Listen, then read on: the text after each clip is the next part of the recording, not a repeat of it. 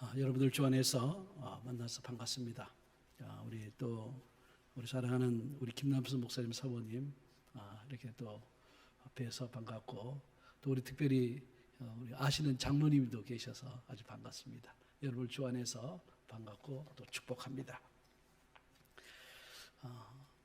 저는 어렸을 때 이제 선교사를 만나고, 또 하나님께서 제게 선교의 귀한 사명을 주셔서 이제 감리교 신학대학을 들어간 이유가 선교사가 되어야 되겠다, 또 선교사로 부르시는 주님의 은혜를 깊이 확인하면서 들어갔습니다. 그리고 이제 선교사 훈련을 받으려고 이제 선교기관을 찾았는데, 당시 79년에는 우리나라 선교기관이 3개가 있었는데 선교사를 훈련하는 기관은 하나도 없었어요. 그래서 선교사로 훈련받을 수 있는 최고의 그 기관이 어딜까 하다가 군종장교 시험을 응시해서 군목으로 들어갔습니다. 그래서 6년 동안 근무하고 필리핀에 선교사로 나갔었습니다. 그곳에서 계속 선교하려고 했는데 후원교회에서 당신은 공부를 하고 돌아오라고 해서 후임 선교사를 보내고 두루신학교 그 입학 원서를 이렇게 보내는 바람에 후임 선교사 때문에 할 수 없이 이제 토플을 보고 이제 두루에 왔다가, 두루 신학교가 너무 리버럴해서 이제 켄터키에 있는 에즈베리 테올로지컬 세미나리 박사와 과정에 들어가서 공부를 마치고 인도로 가려고 수속을 하는 중에 하나님이 길을 열어 주시지 않았어요. 그래서 이제 미네소타로 갔다가 또 베다니 교회로 내려왔다가 또 다시 인도로 가려고, 또 다시 인도에 베다니 교회에 있을 때는 저도 섬기고 아내도 섬기기 때문에 뭐 재정적으로나 모든 걸 풍족한데, 마음속에 이제 선교지에 대한 갈급한 마음, 또 부담감이 너무 심했어요. 그래서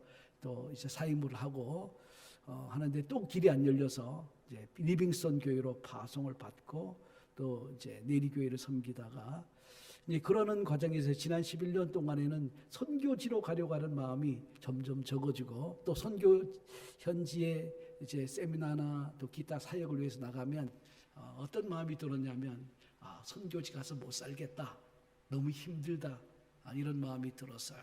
그런데 최근에 지난 1, 2년 동안 하나님이 제 마음속에 이제 선교지로 가야 된다라고 하는 강한 압박감을 주시면서, 저도 아내도 저희 아내는 이제 미국 교회를 담임하고 있었고 저는 이제 내리교회를 담임하고 있었는데, 이제 사임하게 하고, 그리고 이제 안식년으로 먼저 1년 동안 선교지를 돌아본 다음에 이제 남은 생에 12년 동안 72세 은퇴한다고 하는 것을 전제로 주님 부르실 때까지 선교 현장에서 남은 생에 헌신하자. 나이가 점점 들수록 선교 현장에 가는 것이 겁이 나더라고요. 그래서 지금 조금이라도 여력이 있을 때 모든 것을 내려두고 우리 현장에 서게 하시는 그 하나님의 밀어주심, 또 막 밀어내시는 하나님의 그 은혜를 붙들고 묵상을 하면서 오늘 마태복음 10장을 깊이 묵상하는 시간을 많이 가졌어요.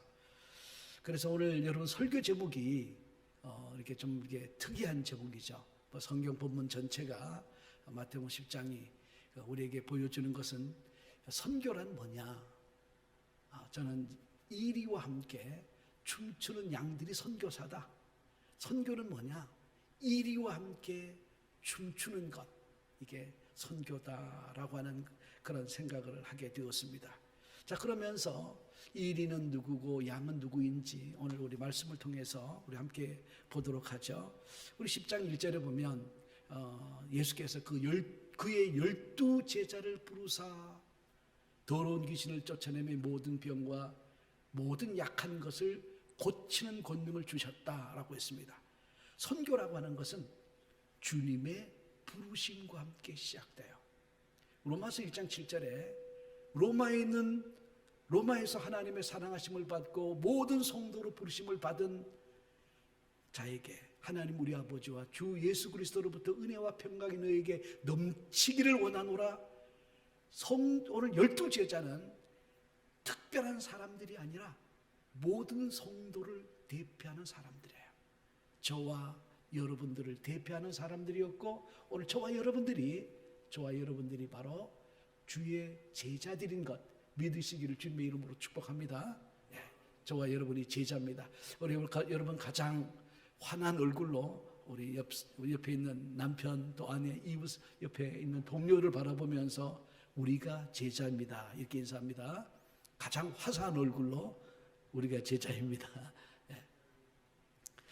예수께서 우리 제자들을 부르신 이유가 있었어요. 부르신 이유는 자기와 함께 있기도 하며, 그렇습니다. 자기와 함께 있게 하시고 또 보내사 전도도 하며 귀신을 쫓아내는 권능도 주시기 위함이다 라고 했어요. 마가복음 3장 12절에서 16절에. 그래서 선교는 누가 하느냐? 예수님과 함께 깊은 교제를 하는 사람들, 말씀과 기도로 주님과 교통하는 사람들, 그분과 living and vivid relationship, 살아있는 생생한 주님과의 교제와 관계 속에 있는 모든 양들이 바로 선교사예요. 전도자예요.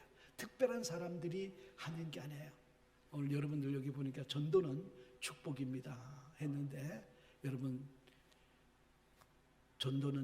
전도자는 바로 주님과의 관계 속에서 오는 그 생생한 은혜로 복을 누리는 자가 바로 전도자고 선교사입니다. 로마서 10장 8절에 이렇게 말씀을 해요. 병든 자를 고치며 죽은 자를 살리며 나병 환자를 깨끗하게 하며 귀신을 쫓아내되 너희가 거저 받았으니 거저 주어라. 주님이 왜 부르셨을까요?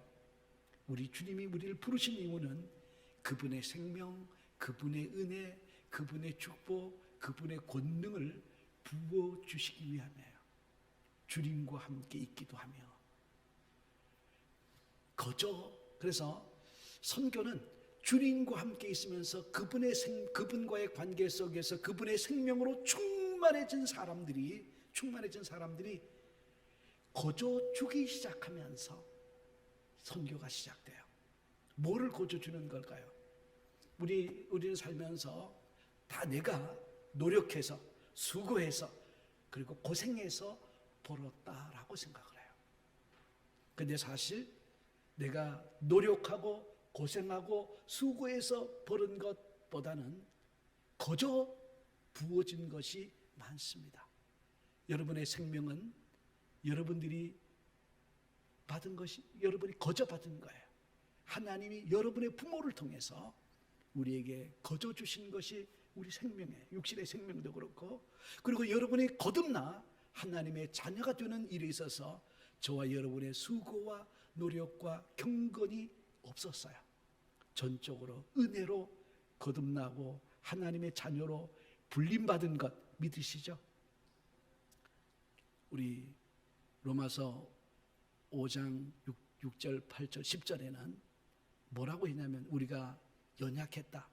우리가 우리 자신을 구원하는 일에는 무능력했다라고 말하고, 우리가 죄인이었다고 말하고, 하나님과 심지어 원수였다고 말을 해요.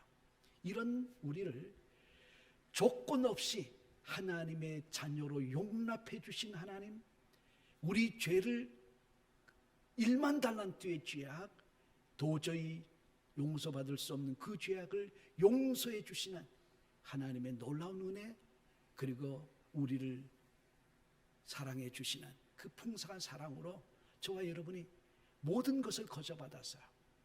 세상 사람들은 내가 힘써서 수고해서 아주 고생해서 벌었기 때문에 주는 것을 아까워하고 주는 것을 인색해요. 그러나 그리스도인은 부모도 자식도 내 직장도 전적으로 하나님의 은혜로 주어진 것이 믿어지기 때문에 거저 받은 모든 것이 거저 받았은 것을 알기 때문에, 그리고 내 생명까지도 아끼지 않고 나누려고 하는, 거기에서 선교가 시작돼요. 선교는 내가 해야지가 아니라 내게 부어진 하나님의 사랑이 넘치기 때문에 바로 우리 속에서 그리스도의 복음을 나누고 싶어 하죠. 저희 아내가 한동안 그 몽골리안 바베큐를 너무 좋아했어요. 그래서 제가 살던 집에서 40마일 떨어져 있어요. 그런데 그 몽골리안 바베큐의 맛이 들려서 그냥 주변의 사람들을 다 데려가 사주는 거예요. 그래서 그 맛있는 음식을 들게 하려고 소개하고 또 데려가고 그렇게 하는데, 저는 원래 그런 몽골리아 바베큐를 안 좋아하는데 하도 끌려다니면서 맛이 들더라고요. 신앙생활은 뭐냐? 원수의 목전에서 양들에게 상을 차려주시는 하나님의 깊은 은혜를 경험하는 거예요. 우리가 선교사로 나가기 전에, 전도자로 현장에 서기 전에 주님과 함께 교제하면서 그분이 우리에게 베풀어 주시는 영적인 은혜의 깊은 세계, 그 은혜의 깊은 맛을 깊이 경험한 사람들이 그 마음속 깊은 곳에서 내가 누리는 이 은혜, 내가 누리는 이 사랑, 내가 누리는 이 축복을 나누고 싶어서 그냥 마음속에서 불이 붙는 사람들. 그래서 여러분들이 오늘 이 뉴드림 교회를 통해서 그런 놀라운 축복과 은혜가 이미 풍성해졌고 또 더욱 풍성해지기를 주님의 이름으로 축복합니다. 신앙생활 또 목회는 원수의 목전에서 목자이신 주님이 베풀어 주시는 그 상에서 잔치를 경험하는 거예요. 그 잔치가 주일 예배고 새벽 예배고 또 여러분들이 주님과 누리는 교제의 시간인 것. 그래서 그 교제로 여러분 생명이 풍성해져서 그 은혜 카리스가 넘쳐나기를 주님의 이름으로 축복합니다. 우리 10장 5절에 보면 선교라고 하는 것은 부름받은 자들이 보냄을 받는 거예요. 주님이 보내지 않았는데 어떻게 가겠습니까? 예수께서 12를 내보내시며 아포스텔로 이런 말인데 12를 내보내셨다는 거예요. 선교라고 하는 것은 주님의 보냄을 받은 거예요. 누가? 주님과 함께 교제하는 사람들이 보냄을 받는 거예요. 보냄을 받은 자들만이 선교 현장에서 뭘 할 수 있냐면 그리스도의 이름을, 그리스도의 은혜를, 그 축복을 사람들과 나눌 수 있게 돼요. 예수님께서 12를 보내셨다는 말은 지금 뉴드림 교회 성도들을 여러분 삶의 현장에, 여러분 가정에, 여러분 직장에, 여러분이 만나는 모든 사람들에게 보내셨다는 것 믿으시기를 주님의 이름으로 축복합니다. 저와 여러분은 보냄을 받은 자예요. 저와 여러분은 선교사라는 말이 성경에는 없지만, 그래서 아포스텔로, 그것을 영어로 라틴어로 미시오, 보냄을 받은 자들 이런 말이에요. 그래서 보냄을 받았다, 보냄 받은 것, 이걸 선교라고 말을 하는데, 그래서 대사가 특별한 임무를 부여받아서 각국에 가서 본국이 맡긴 그 훈련과 명령을 따라 임무를 수행하듯이 우리의 왕 되신 주님의 보냄을 받아서 여러분의 삶의 현장에서 사역하는 모든 일이, 여러분의 삶이 선교인 것, 그것이 믿어지면 아멘 하시기를 주님의 이름으로 축복합니다. 아멘이시죠? 예. 자, 그런데 오늘 여러분 10장 16절에 보면 이렇게 말을 해요. 보라, 내가 너희를 보냄이 양을 이리 가운데 보냄과 같도다. 그러므로 너희는 뱀같이 지혜롭고 비둘기같이 순결하라. 그렇게 말을 합니다. 주님이 10장 6절에서는 10장 8절에서는 이스라엘 집에 잃어버린 양에게로 가라. 그렇게 누구에게 보냄을 받느냐? 누가 누구에게 보내느냐? 예수가 우리를 보내는 것이 선교인데 누구에게 보내느냐? 이스라엘 집에 잃은 양들을 찾아가라는 거예요. 자, 그러면 이스라엘 집은 구체적으로 오늘 우리에게 교회를 의미하고 그 당시에 이스라엘 국가를 의미하죠. 하나님의 백성들을 의미해요. 그런데 이스라엘 집, 하나님의 집에 잃어버린 양들을 구체적으로 누구냐라고 하는 거예요. 여러분, 주님이 잊어버려서 양들이 된 걸까요? 아니면 양들이 주님을 떠나서 잊어버린 바 된 걸까요? 여러분, 목자가 한눈을 팔아서 100마리 양 중에서 한 마리가 잃어버려진 걸까요? 그것도 아니죠. 자, 그런데 오늘 우리가 이해하는 잃어버렸다라고 하는 말의 의미, 우리가 다시 한번 정리를 해보면, 우리 양들은 본성적으로 목자의 음성을 탁월하게 기억을 해요. 목자의 음성을 잘 분별해요. 양들은 굉장히 여러분들이 많이 이제 아는 것처럼 양들은 눈이 굉장히 좋지 않아요. 1.5m 시력을 가지고 있어요. 1.1m도 뿌연한데 1.5m 되면 잘 보이지 않아요. 그래서 양은 양들의 꽁무니만 보고, 왜? 보이는 게 없으니까 앞에 양들의 뒷다리, 양들의 꽁무니만 보고 따라가요. 또 양들은 잘 속아요. 그리고 양들은 넘어지면 또 일어나지 못하는 특징이 있고, 근데 양들은 너무 두려움이 많다고 그래요. 그래서 이 개울가에 물소리가 너무 심하게 졸졸 흐르는 소리가 나면 양들이 겁이 나서 이 물을 마시지 못해요. 그래서 목자가 그 한쪽 구퉁이를 돌로 막은 다음에 물이 잔잔하게 소리를 내지 않게 한 다음에, 그래서 양들이 물을 마시곤 해요. 그만큼 양들은 두려움이 많습니다. 양들은 한번 넘어지면 스스로 일어나지 못하기 때문에 목자가 와서 일으켜 주지 않으면 살 수가 없어요. 전 세계 자연 국립공원이 참 많은데 거기에는 보통 약 30 종류의 야생 동물들이 있는데, 모든 국립공원에 양들은 한 마리도 없어요. 이 세상에 존재하는 모든 양들은 목자의 돌봄이 없이 존재할 수 없어요. 그렇기 때문에 자생적으로 생존 능력이 탁월한 이리와는 전혀 다르게 양들은 목자를 의존하지 않으면 조금도 살 수 없는 존재가 양들이에요. 그러면 전도는 뭐냐? 그러면 우리가 이리와 양들을 했는데, 성경에서 양이라고 말할 때 양은 뭐냐면 거듭난 새로운 본성을 가진, 즉 존재.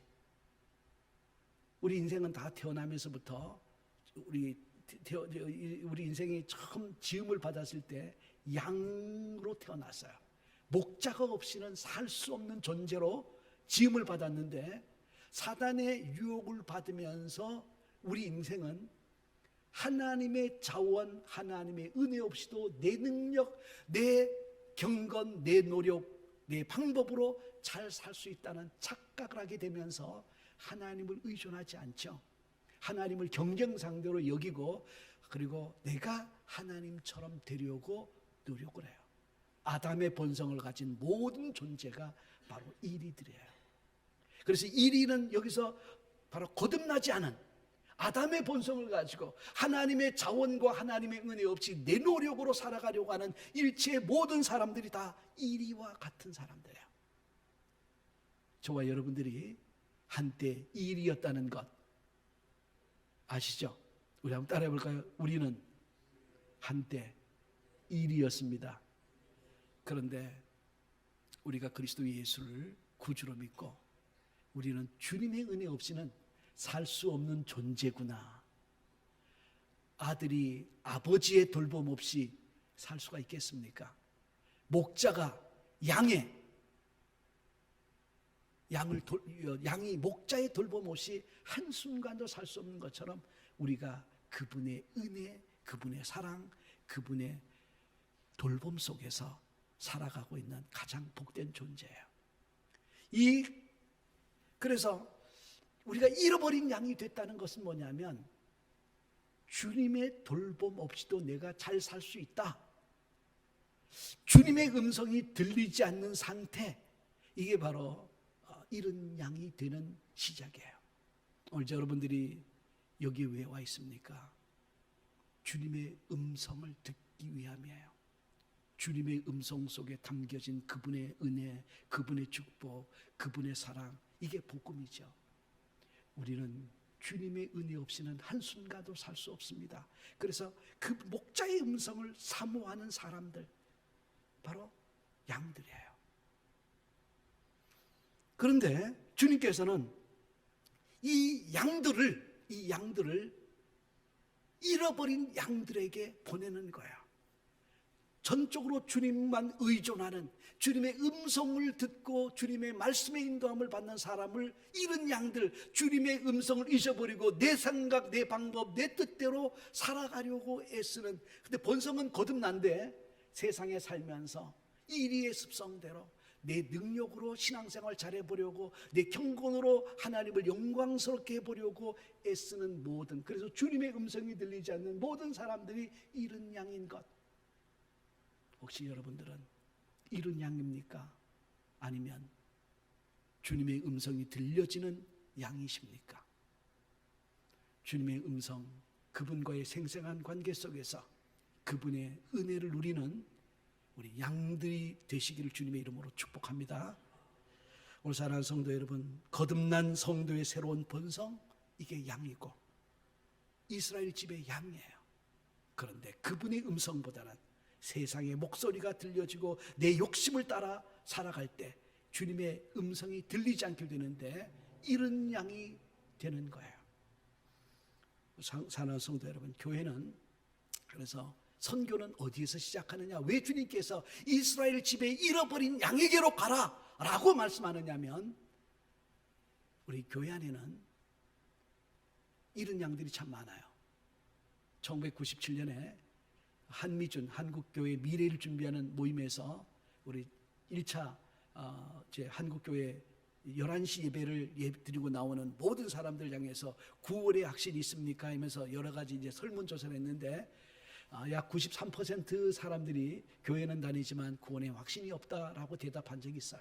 이 보고서에 한국교회가 충격을 먹고 제자 훈련을 아주 이제 강력하게 시키기 시작하면서 이제 한국교회는 약 30% 이상의 사람들이 구원의 확신과 감격을 가지고 살아가는데, 여전히 70%는 구원의 감격, 내가 구원받았는지 거듭났는지 잘 모르고 살아가요. 교회 안에는 언본, 거듭나지 않은 사람들이 많이 있어요. 그래서 이 거듭나지 않은 사람들에게 새롭게 복음이 증거되어지고 1대1로 주님과 양육과 교제를 통해서 거듭나는 체험이 필요해요. 그래서 여러분의 교회 안에 우리가 거듭나지 않은 사람은 영적으로 전봇대와 같아요. 그러나 거듭난 사람들은 풍성한 나무와 같습니다. 열매가 맺어져요. 그래서 이 생생한 주님과의 거듭난 사람들의 특징은 뭐냐면 말씀과 기도로 주님을 사모하고 가까이 해요. 그러나 그렇지 않은 사람들은 교회는 형식적으로 다니는데 주님이 왜 필요한지를 잘 모르는 경우가 많아요. 그 다음에 교회 안에는 uncircumcised people, 할례받지 못한 사람들 있는데, 거듭났어요. 분명히 거듭났는데 교회가 바리새인이 되어가고 있어요. 왜 바리새인이 되냐면, 예수 믿을 때, 구원받을 때도 우리의 노력으로 구원받은 적이 없어요. 전적인 하나님의 은혜로, 내 공로가 아니라 주님의 공로로 우리가 구원을 받았는데, 예수 믿고 난 다음에 10년 전에 거듭난 그리스도인이 10년 후에 바리새인으로 변질될 가능성이 있는데, 왜 그럴까요? 그것은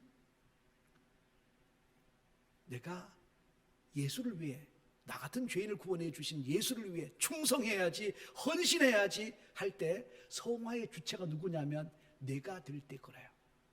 여러분, 거듭나는데 거듭남의 주체가 여러분이 아니라 전적으로 주님의 공로였듯이, 성화되는 것도 여러분의 노력으로 성화되는 것이 아니라 여러분 속에 계신 성령과 진실된 교제를 하게 되면 그 성령이 여러분을 통해서 일하세요. 그래서 그리스도가 여러분을 통해서 말하고, 그리스도가 여러분을 통해서 일하고, 그리스도의 성품이 9가지 열매로 여러분을 통해서 나타나기 시작하는데, 여러분이 내가 열매 맺어야지, 온유해야지, 겸손해야지, 내가 성령 사랑의 열매를 맺어야지 해서 맺혀지는 그런 열매는 진짜 열매가 아니에요. 성령의 열매는 여러분 속에서 자연스럽게 나타나는 그런 열매인 줄 믿습니다. 그 열매가 풍성해지기를 주님의 이름으로 축복해요. 그래서 복음을 마음속에, 우리가 복음을 다시 들어야 돼요. 날마다 들어야 돼. 세례 받을 때만 복음이 필요한 것이 아니라 날마다 삶의 현장에서 나는 양입니다. 나는 내 노력으로, 내 경건으로는 이 이리들이 득식을 거리는 이 세상 한가운데서 한시도 존재할 수 없는 그런 존재입니다. 나는 주님의 자원 공급하시는 그 은혜로 살아갑니다. 이 고백이 여러분들로 하여금 마음의 교만을 벗어버리고 바리새인이 되는 것이 아니라 진짜 성도로 남아있게 하는 줄 믿습니다. 그리고 교회 안에는 untrained people, 훈련받지 못한 성도들이 참 많아요. 오늘 저와 여러분들이 복음을 전하려고 할 때 복음을 전하려고 하는 마음은 가득한데 불신자를 만나면 여러분의 입이 열려서 막 복음이 자연스럽게 증거됩니까? 안 되죠. 왜 그럴까요? 제가 예전에 군대에서 이제 군종 장교로 있을 때 한 30명의 이제 매달 이제 3일씩 한 30명의 군중병들을 연대 이제 본부로 끌어올려서 이제 2박 3일 기도원에 가서 집중 훈련을 시켰어요. 그리고 이제 마지막 모든 훈련의 정점으로 수요일 날 저녁에 이제 군인 교회로 돌아와서 3분씩 복음을 전하는 이제 복음을 이제 표현하는 훈련을 시키는데 우리 군인 가족들이 그 군정병들이 이제 3분 전도 대회를 이제 하게 될 때 이제 평가를 해요. 평가를 하고 누가 제일 전도를 명확하게 복음 메시지를 전하는가 평가를 하는데 답답하죠. 그러니까 막 가족들이 내가 하겠다고 나왔었는데 훈련이 안 되니까 더 못해요. 여러분들이 사형리 전도지라도 한 장 외우면 유능한 전도자가 되어지는 비결이 돼요. 그 사형리도 안 외웠는데 복음 전하려고 하면 갑자기 순서 자체가 혼동을 일으켜서 복음을 잘 전할 수 없어요. 그래서 전도자 한 장이라도 암송하면 유능한 전도자가 되어지고 그래서 너무 많은 성도들이 95%가 최근에는 95%가 복음을 전한 경험이 없어요. 여러분 지난 1, 2년 동안에 여러분을 통해서 예수 믿고 거듭나서 신앙생활한 사람이 있습니까? 95%의 사람들이 평생에 전도 한번 해본 적이 없다라고 하는 통계가 오늘 우리들을 충격받게 하고 있어요. 오늘 사랑하는 성도 여러분, 전도는 어디에 시작되느냐? 교회 안에서 시작이 돼요. 이 교회가 선교적인 교회가 되면 거듭나지 않은 성도들이 우리 목사님과 장로님을 통해서 다 거듭나게 되기를 주님의 이름으로 축복합니다. 그리고 다시 우리 형식화된 바리새인화된 우리의 신앙의 습성을 벗어버리고 그리고 거듭난 양이 되면 겸손과 온유로 성령의 열매가 드러나게 돼요. 그리고 훈련받지 않은 성도들이 훈련받아지면 이 지역사회와 그리고 여러분 뉴드림 교회를 통해서 이 지역 교회가 변화되는 놀라운 역사가 나타날 거예요. 오늘 그런 뉴드림 교회가 되기를 주님의 이름으로 축복합니다. 오늘 사랑하는 성도 여러분, 여러분들이 양이에요. 오늘 성경 본문에 보면 이런 말씀이 있죠. 뱀같이 지혜롭고 비둘기같이 순결하라. 여러분 신앙생활하면서 이 말씀을 참 많이 우리가 인용하죠.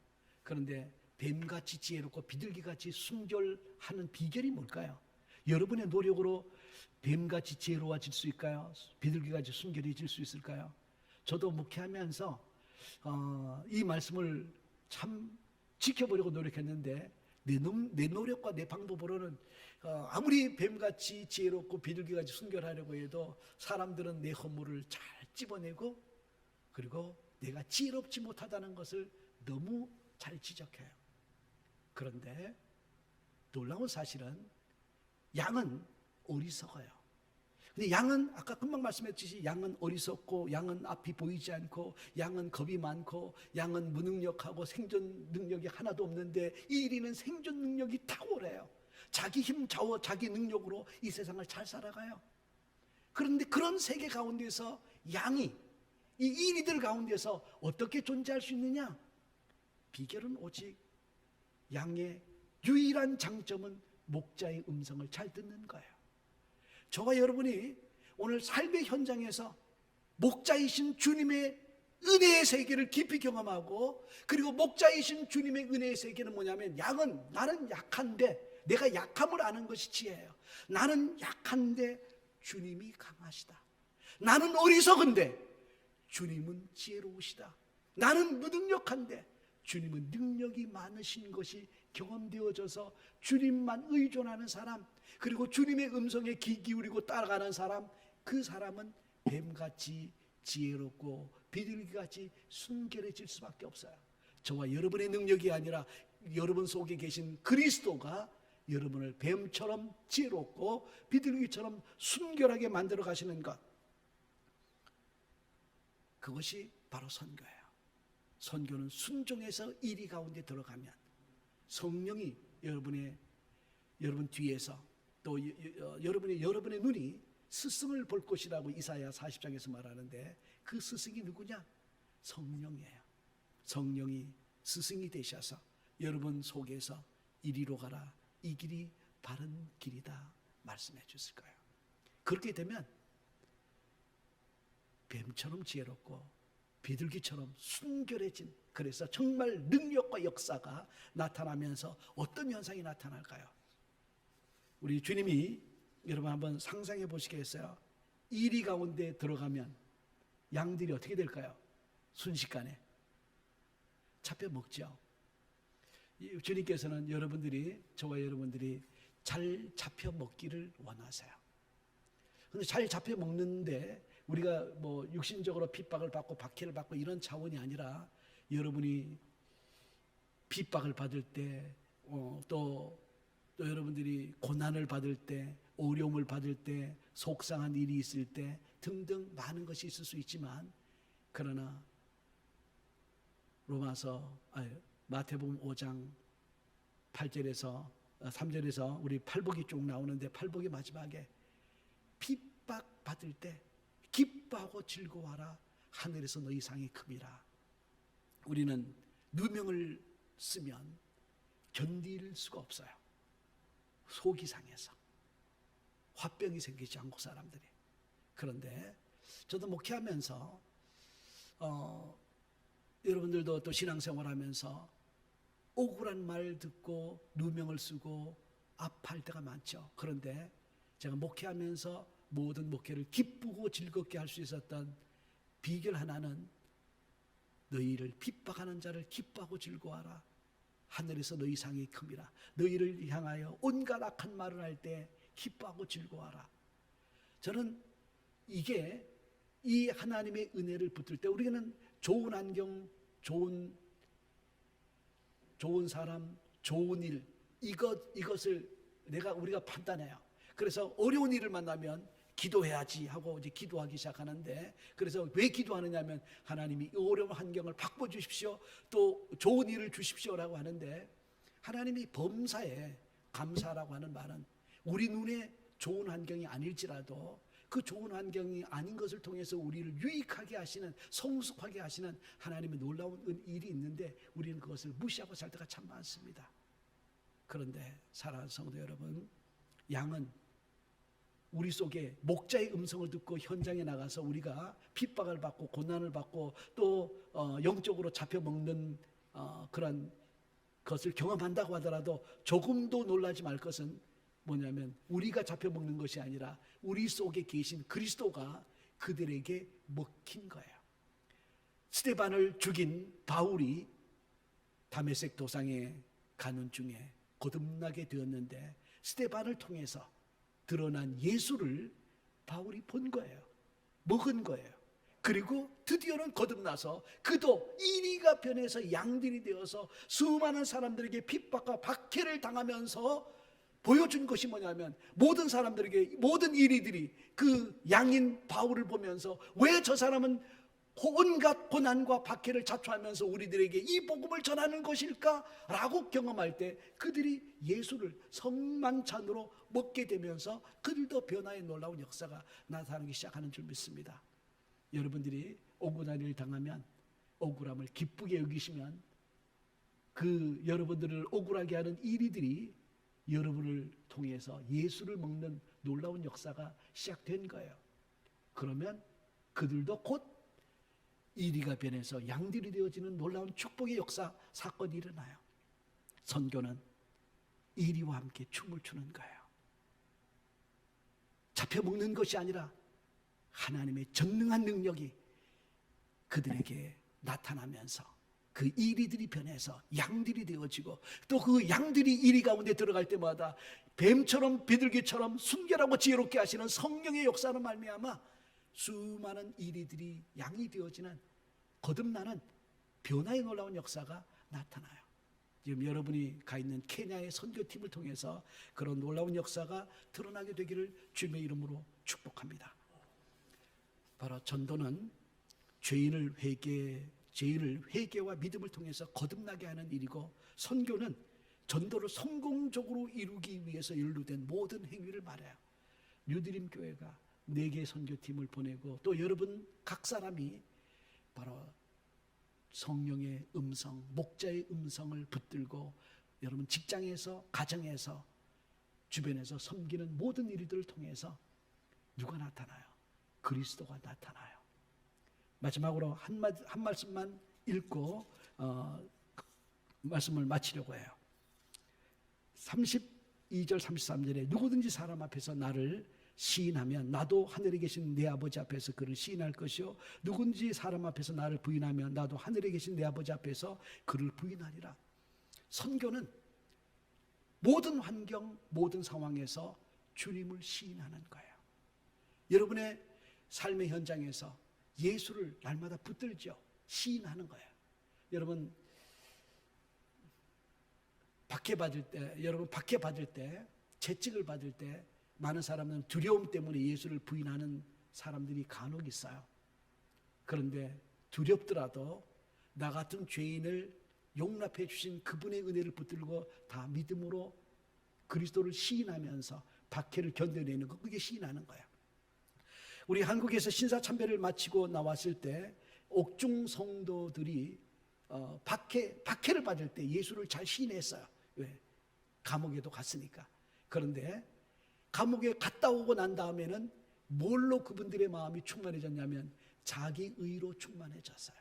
그래서 신사참배를 한 목사들과 교우들을 향해서 우리는 신사참배를 거절하고 예수를 시인했는데 너희들은 예수를 부인했지. 그러니까 교회를 그만두고 장로직을 그만두고 목사직을 그만두고 내려오라고 바로 소리치기 시작합니다.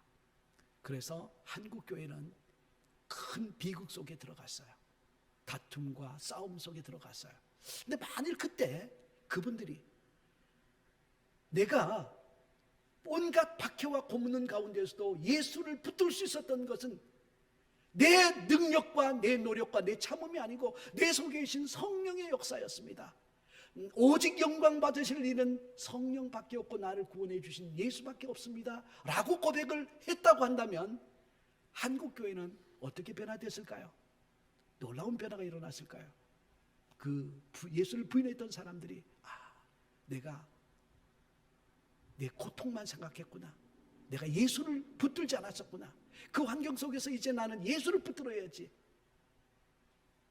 오늘 저와 여러분이 매사에 예수만 붙드시기를, 예수를 붙든다는 말은 그분을 시인하고 부인한다는 이런 의미가 아니라 그분의 공로, 그분의 은혜를 붙든다는 말이에요. 그분의 은혜 없이는 한순간도 살아갈 수 없는 존재가 양들인 우리예요. 오늘 예수를 여러분 삶 속에서 그분의 공로, 그분의 은혜를 붙들면 정말 여러분 통해서 주님의 영광이 드러나고 수많은 이리들이 변화되어서 여러분들처럼 양들이 되어지는 놀라운 축복이 드러나게 되는 줄 믿습니다. 이 은혜가 뉴드림 교회를 통해서 여러분의 삶을 통해서 계속 예수가 드러나게 되기를 주님의 이름으로 축복합니다. 기도하겠습니다.